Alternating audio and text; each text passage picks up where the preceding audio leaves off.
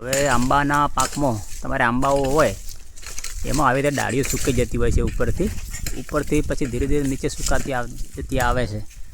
એના માટે આજે આપણે એને બચાવવાનો પ્રયત્ન કરીશું। જો આ બધી આંબાની ડાળીઓ લગભગ બધી ઘણી બધી સુકાઈ ગઈ છે।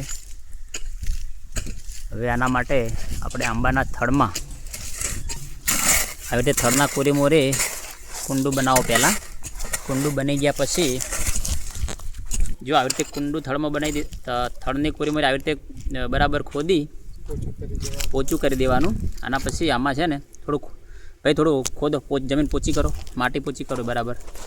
મૂળમાં દવા ઉતરે ને એવું કરો। થોડું દૂર કરો, થોડું દૂર, એકદમ નજીક નહીં, થોડું દૂર, એકદમ થડથી નજીક પણ નહીં કરવાનું। હવે તે કમ્પ્લીટ કુંડું તૈયાર થઈ જાય। જુઓ તમે જોઈ શકો છો તૈયાર થઈ ગયું છે। હવે આના આપણે રીડોમિલ ગોલ્ડ નામની જે ફૂગનાશક દવા છે, રીડોમિલ ગોલ્ડ નામની, એને હવે આમાં માટીમાં આપી દઈશું, જમીનમાં, અને પછી એમાં પાણી આપીશું।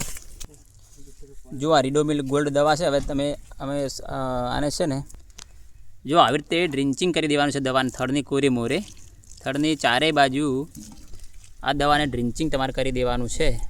જુઓ તમે જોઈ શકો છો અત્યારે મેં આવી રીતે રીડોમિલ ગોલ્ડ નામની દવા જે લાવી છે આના માટે, જે ડાળીઓ ઉપરથી ડાળીઓ સૂકી જાય, ઉપરથી નીચેના ભાગે સુકાતી ડાળીઓ આવતી હોય છે, તો આ ડાળીઓના આંબાના ઝાડને બચાવવા બદલે રીડોમિલ ગોલ્ડ નામની દવા અત્યારે આપણે ડ્રિન્ચિંગ જમીનમાં કરી છે।